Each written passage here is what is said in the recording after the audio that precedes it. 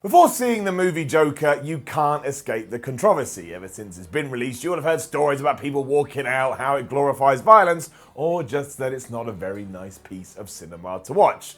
While I'm not on board with this idea that it would incite actual riots in the streets, it's that last point which I think is the most important, mainly because if you know anything about the Joker character, you know this is exactly the point. Based on the famous Batman villain and arguably one of the best antagonists there is, this is the first time we get a solid backstory for how the Joker came to be, and straight up, I thought it was excellent. As mentioned, it is dark, bleak, empty, and just utterly devoid of anything happy, but it also manages to create an incredible new arc for Batman's nemesis that somehow makes him even more fascinating, and that is what surprised me the most. I, like many, wasn't sure how I felt about actually learning what the Joker had been up to before he began his reign of terror, as that is half the fun. When you don't know, it's almost more terrifying. I mean, what on earth could have happened to this guy to send him over the edge? I mean, you're not told, you let your brain do the mental gymnastics, and as because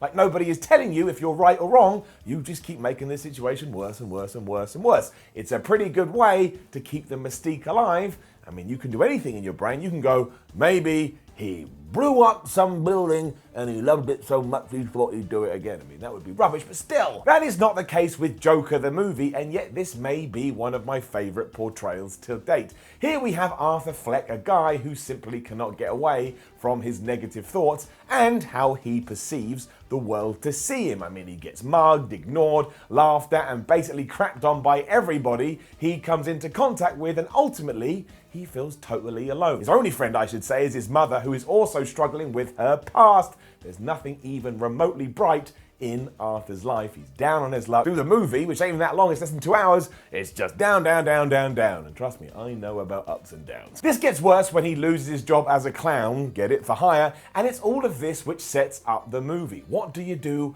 when you've got nowhere left to turn? As I'm sure you can guess, in terms of Fleck, you lose the plot entirely and go utterly off the rails. I mean, as soon as he has, lost his cahoolies, he decides to go proper nuts. Without wanting to spoil what that entails, Joker is essentially a look at mental illness and how much of a struggle that can be. And Joaquin Phoenix's performance as a dude who gives up his, moral boundaries in order to find a sense of purpose is brilliant. I'm sure you've already heard that here, there, and everywhere, but really, it is true, and he should win an Oscar. And by the time he's taken on the character to its full extent, the transformation is mesmerizing. If you ever wanted to imagine what the Joker in a real-world setting would be like, it's right here. This is how it would play out. Joker is still very much a Batman film too, and that surprised me. I assumed beforehand we would shy away from that because it's a comic book, but we didn't. Events are set in Gotham, Thomas Wayne is a major figure, and the rise of unrest that often sits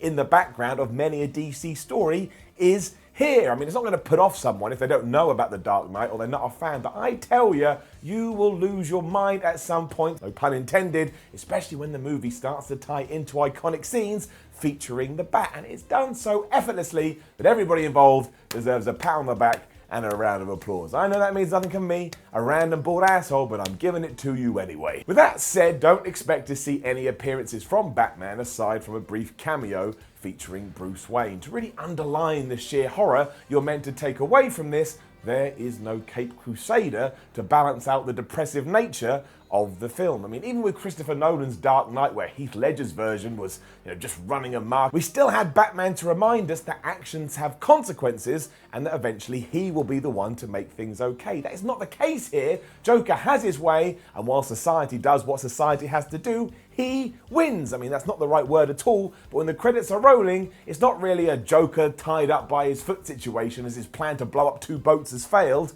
My word, it's a million times away from that. But he's on top of the universe. He's smiling. He's happy. He set out to do something, and he achieved it. Clearly influenced by the likes of The Killing Joke. We even have gone as far as to come up with a reason as to why Joker laughs like he does. I mean, an instant worry if you're a Batman nerd like me, but again, It's just great and ties into a condition that Arthur suffers with. In awkward situations, that's his natural reflex, which goes as far as to see him cracking up at the most sensitive moments in the film. That just adds to the maniacal nature of the character, because when this happens, it makes things really uncomfortable. That is how you will feel. The fact he embraces this before the end of the movie is just the cliched icing on the cake. And somebody give me that cake, I will eat it, and I'll eat it again and again and again. I already want to see it twice. It's such a look into his psyche too, that you even have times when you feel sympathy for him, even though that makes absolutely no sense. I go as far as to suggest it's probably more pity than feeling sorry for him, but still, it's another massive tick in a film that makes very few mistakes. Even the narrative we're shown is proven to be unreliable at certain points due to Fleck's mental state. Nothing is what it seems, which only adds to how uncomfortable it wants you to be. And there's that word again. If you're going here to have fun, probably don't go see this. And sure, there's plenty of nods to Martin Scorsese films, and I don't think it's a fluke that Robert De Niro also stars in this, but that made no difference to me. I mean, The Dark Knight was basically Heat with comic book characters, and using iconic films to build a world around other forms of fiction is fine by Simon Miller. I mean, when this was over, I couldn't stop thinking about it, right down to how Joker explains why the Clown Prince has a constant supply of helpful minions around him at all times. I'm not saying this is a better performance than what we saw with Jack Nicholson or Heath Ledger, but I just think the cool thing is that Phoenix was able to come up with a version that feels utterly unique, and it's made me desperate for a Batman film that pits this version of the Joker against The Dark Knight. I mean, it sounds like that's not the plan at the moment, but hey, money talks, and Joker has already made a lot of cash. So just make it happen, DC. A lot of your other movies suck. Batman vs. Joker in this world, I will give you $1 million. Easily the best DC film since the Dark Knight trilogy. This is a masterpiece as far as I am concerned. A 5 out of 5 movie that is awesome if you're into the universe it sits in, and still fantastic if you know nothing about it, given it takes mental health and the serious struggles that can result in. Genuinely, one of the best movies I have seen in years, and you can take that with as much hyperbole as you like.